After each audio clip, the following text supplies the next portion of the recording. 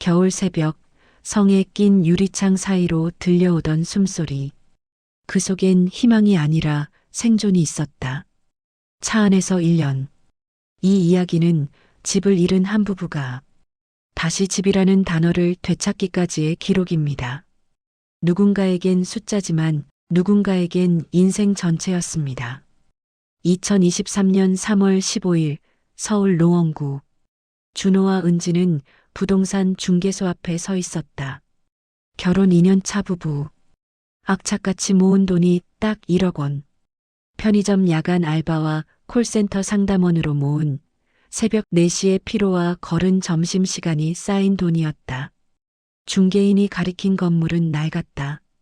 4층짜리 빌라. 외벽 페인트가 벗겨지고 1층 상가 간판은 절반쯤 꺼져 있었다. 하지만 두 사람 눈엔 우리 집이라는 단어만 보였다. 전세 1억. 집주인분이 급하게 외국 나가셔서요. 계약서가 쌓였다. 준호는 볼펜으로 김준호를 또박또박 적었다. 글씨가 떨렸다. 은지도 박은지를 적었다. 두 사람은 서로를 보며 웃었다. 그날 밤 빈 방 한가운데 누워 천장을 바라보는 그들의 얼굴엔 행복이 가득했다. 형광등 하나만 켜진 공간이었지만 천국이었다. 우리 집이야 진짜. 은지가 준호의 팔을 베고 속삭였다. 준호는 아내의 머리를 쓰다듬었다. 이 순간을 평생 기억하고 싶었다. 3개월 뒤 2023년 6월 준호의 휴대폰이 울렸다. 모르는 번호. 은행 담당자였다. 김준호 씨 맞으시죠? 고객님 대기 현재 경매 진행 중인 부동산입니다. 핸드폰이 귓가에서 미끄러졌다. 경매, 근저당, 명도. 건물주가 대출을 연체해 이미 3개월 전부터 경매가 공고된 상태였다. 은지가 방에서 나왔다. 샤워를 막 마친 얼굴에 아직 웃음이 남아 있었다. 하지만 준호의 표정을 본 순간 얼어붙었다. 그날 저녁 부동산은 문을 닫았다. 전화도 안 받았다. 집주인 번호는 계속 전원이 꺼져 있습니다만 흘렀다.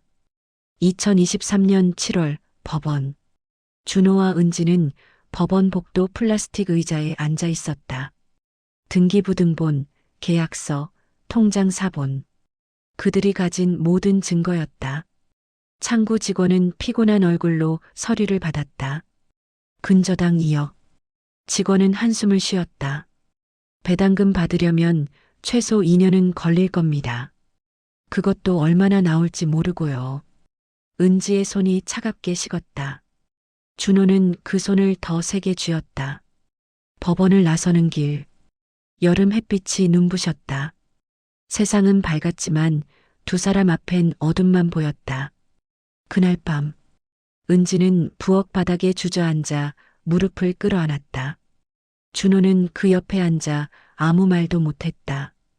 우리 이제 어디로 가야 해? 준호는 창밖을 봤다. 주차장에 낡은 SUV. 10년 된 중고차. 시트는 해지고 에어컨은 고장났지만 움직이는 차였다.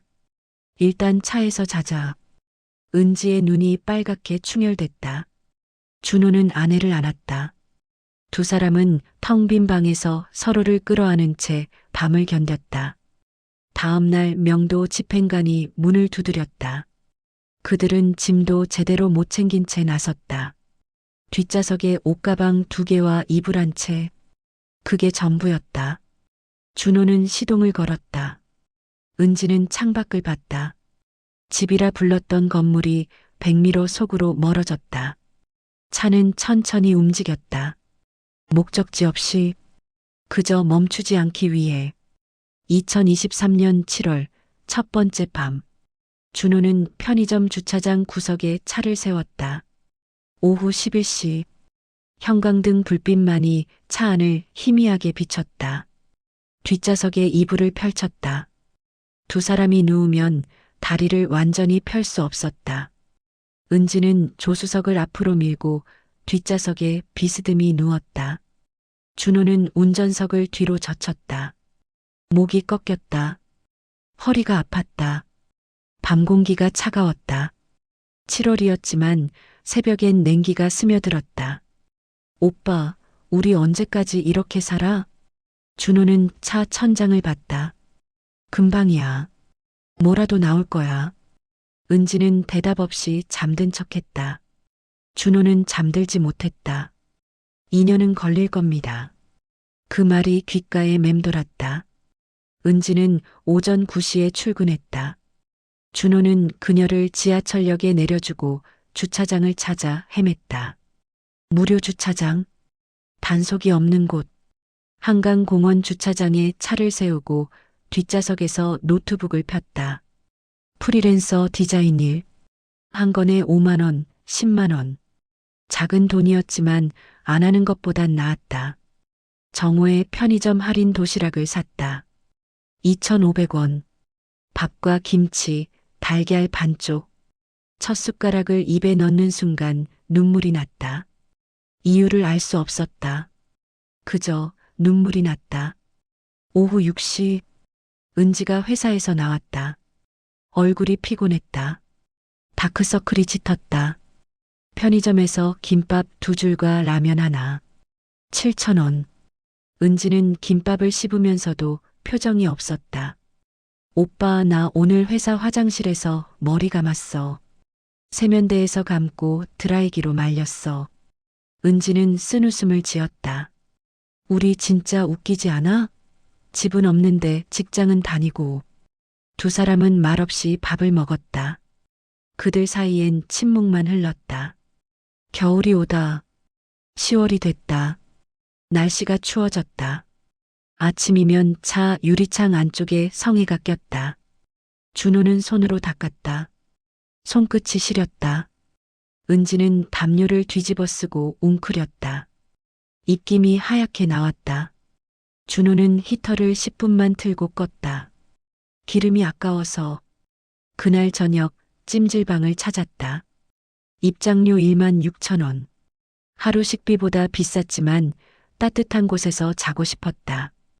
오빠, 여기 천국이다. 은지가 오랜만에 웃었다. 두 사람은 나란히 누워 천장을 봤다. 형광등이 눈부셨지만 따뜻했다. 그것만으로 충분했다. 12월, 작은 희망. 1년이 지난 것 같았다. 정확히는 6개월. SUV 시트는 가죽이 찢어지고 스펀지가 드러났다. 은지의 손은 핸드크림을 발라도 트는 손이 됐다. 하지만 포기하지 않았다. 아침마다 일어나고 출근하고 밥을 먹었다. 그것만으로 버텼다. 어느 날 밤 준호는 스마트폰을 보고 있었다. 구직 사이트, 임대 공고, 정부 지원 프로그램. 화면에 광고가 떴다. 신혼부부 매입 임대주택 모집 공고 마이너스 마감 D-2. 준호의 손가락이 멈췄다. 무주택 신혼부부 대상, 시세 30% 임대, 최장 6년 거주 가능. 은지야, 이거 봐. 우리 신청해 볼까? 응, 해보자. 그날 밤 차 안에서 서류를 정리했다. 노트북 화면 불빛만이 차 안을 밝혔다. 떨어져도 괜찮아. 또 하면 되지. 차 밖엔 눈이 내렸다. 겨울이 깊어갔다. 하지만 차 안은 아직 따뜻했다. 새벽 공원 화장실. 은지는 새벽 4시 30분 공원 화장실 세면대에 섰다. 아무도 없는 시간. 가방에서 비누와 수건을 꺼냈다. 차가운 물로 얼굴을 씻고 목덜미를 닦고 겨드랑이를 씻었다. 간이 샤워였다. 거울 속 얼굴이 야위었다. 광대뼈가 도드라지고 다크서클이 눈 밑까지 내려왔다. 괜찮아. 오늘만 버티면 돼. 매일 하는 주문. 거짓말 같은 진실이었다. 준호는 도서관 열람실에 앉아 디자인 작업을 했다. 무료 와이파이. 따뜻한 난방. 여기선 노숙자가 아니었다. 옆자리 학생의 커피 향이 났다. 배가 고팠다. 점심을 거른 지 3일째였다. 오후 2시. 작업이 끝났다. 15만 원. 3일 뒤 입금될 것이다. 창밖에 눈이 내렸다. 아름다웠지만 두려웠다. 눈이 오면 차가 더 추워진다. 다툼. 우리 이렇게 언제까지 살 거야? 은지의 목소리가 떨렸다. 지겨워. 매일 같은 하루. 씻지도 못하고 밥도 제대로 못 먹고. 나도 알아. 근데 어떻게 해? 준호의 목소리도 높아졌다. 1년 동안 참았던 감정이 터졌다. 침묵이 흘렀다. 차가운 침묵. 미안. 은지가 먼저 말했다. 두 사람은 울었다. 소리 없이. 준호는 은지를 안았다. 조금만 더 버텨보자. 2024년 1월 서류 제출. 준호는 신혼부부 매입임대주택 모집 공고를 다시 봤다. 마감이 이틀 뒤였다. 노트북을 폈다. 은지는 핸드폰으로 증명서를 발급받았다. 소득증명서, 주민등록등본, 통장 사본. 빈칸을 채웠다. 제출 버튼을 눌렀다. 접수가 완료되었습니다. 이제 기다리는 거야? 응. 한 달 뒤에 발표래. 긴 시간이었다. 하지만 기다릴 수 있었다. 희망이 있었으니까. 기다림. 매일 핸드폰을 확인했다. 알림이 올 때마다 가슴이 뛰었다. 하지만 소식은 없었다. 오빠 떨어진 거 아닐까? 아직 발표 전이야. 기다리자. 한 달이 지났다. 발표 예정일이 다가왔다. 아직 소식이 없었다. 오빠, 우리 이번에도 안 되면 어떻게 해? 은지의 눈에 눈물이 고였다. 그럼 또 다른 거 찾지. 포기는 안 해. 근데 지쳤어. 은지가 울었다. 준호는 아내를 안았다. 나도 지쳐. 근데 멈출 수 없어. 우리 여기까지 왔잖아. 두 사람은 서로를 아는 채 밤을 견뎠다. 차 밖엔 바람이 불었다. 끝이 보이지 않는 겨울이었다. 하지만 그들은 몰랐다. 희망이 이미 그들을 향해 달려오고 있다는 것을. 새벽 3시 준호는 잠에서 깼다. 핸드폰이 진동했다. 화면을 봤다. 주택도시공단. 심장이 멎는 것 같았다. 손가락이 떨렸다. 화면을 터치했다. 신혼부부 매입임대주택 당첨을 축하드립니다. 숨을 멈췄다. 다시 읽었다. 당첨. 눈을 감았다. 다시 떴다. 문자는 여전히 거기 있었다. 은지야, 일어나봐. 우리 됐어. 핸드폰을 내밀었다. 은지는 눈을 비비며 화면을 봤다. 그녀의 표정이 변했다. 이거 진짜야? 준호는 고개를 끄덕이며 웃었다. 울음 섞인 웃음. 은지는 준호를 껴안았다. 두 사람은 차 안에서 울었다. 그날 아침, 해가 떴다.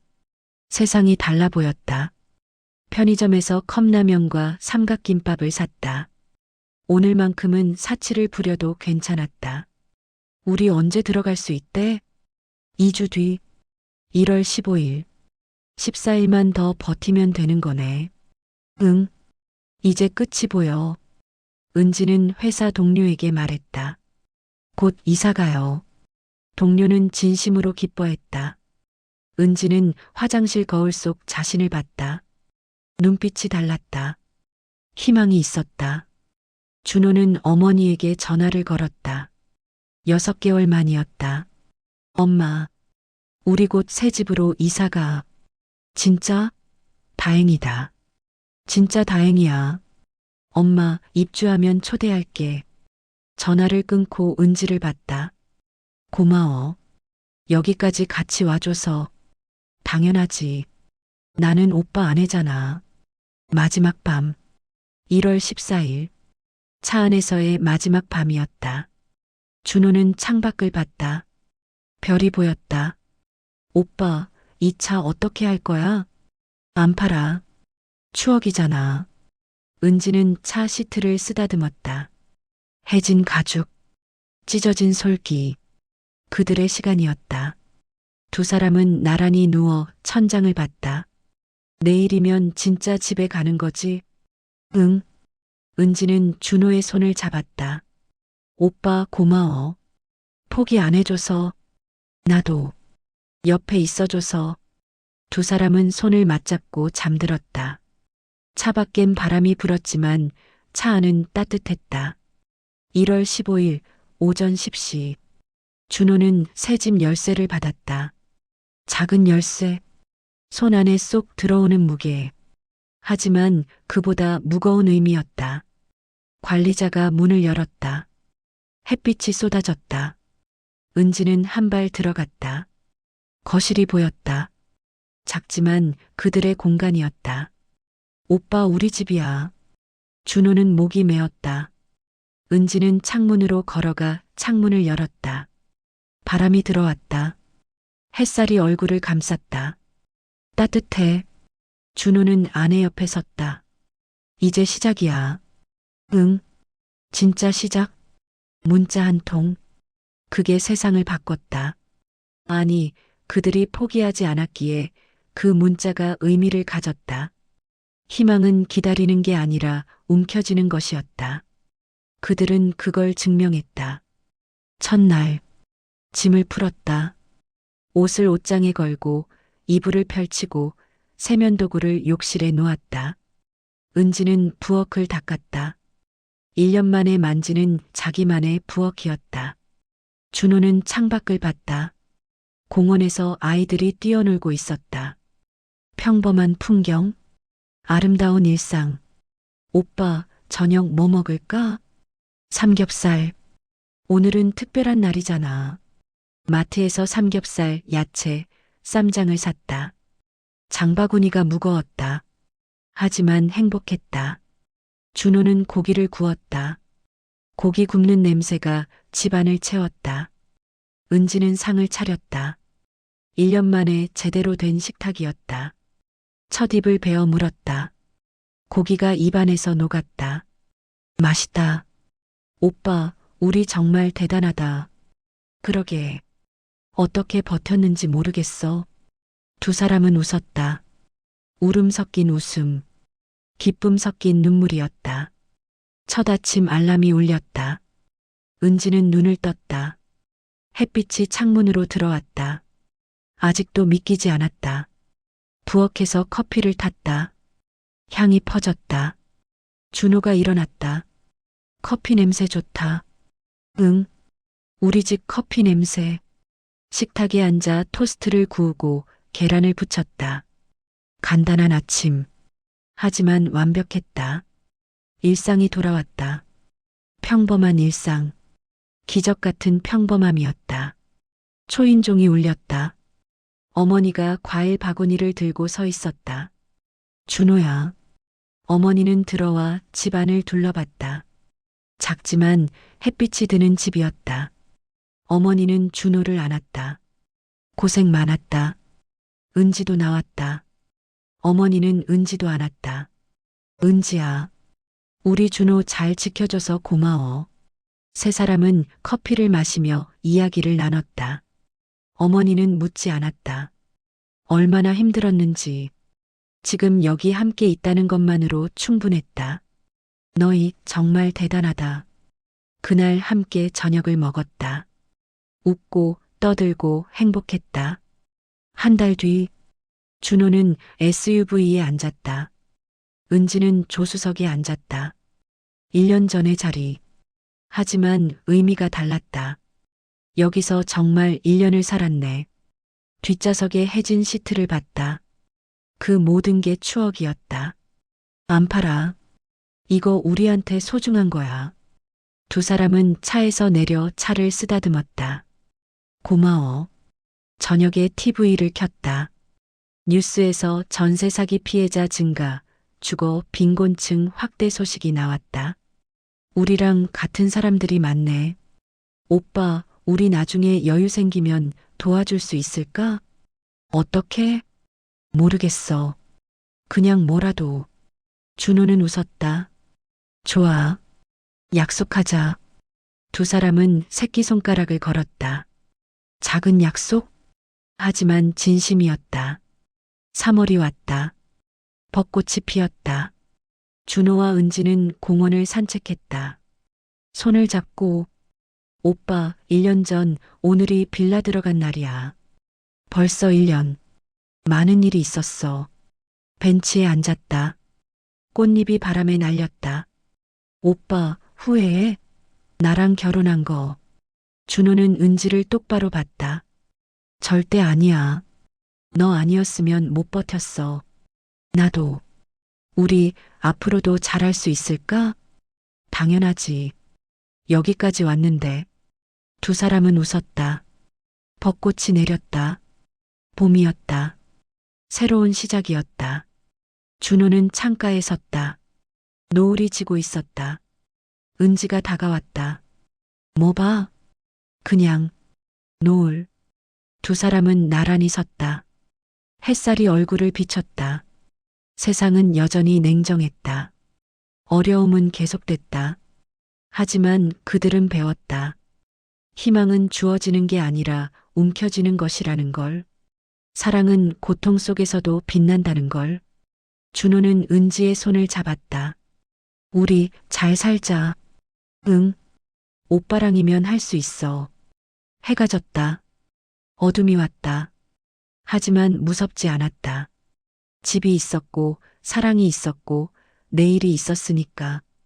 차 안의 집은 이제 추억이 되었다. 하지만 잊지 않을 것이다. 그 추운 밤들, 포기하지 않았던 날들. 그게 그들을 만들었다. 창문 너머로 별이 떴다. 작고 희미한 별. 하지만 빛나고 있었다. 어둠 속에서도 준호와 은지처럼. 이 이야기는 단지 한 부부의 행운이 아닙니다. 포기하지 않는 마음이 어떤 기적을 만들어내는지를 보여줍니다. 전세 사기, 절망, 차 안의 생활. 모두 그들을 무너뜨리려 했지만 그들은 포기하지 않았습니다. 희망은 포기하지 않는 마음에서 자란다. 그리고 그 마음은 결국 우리 모두의 집이 된다. 오늘도 이야기를 끝까지 들어 주셔서 감사합니다. 영상 보시고 느끼신 감정 댓글로 함께 나눠주세요. 여러분의 한마디가 누군가에겐 큰 힘이 될 수 있습니다. 영상이 마음에 드셨다면 구독과 좋아요, 응원 부탁드립니다.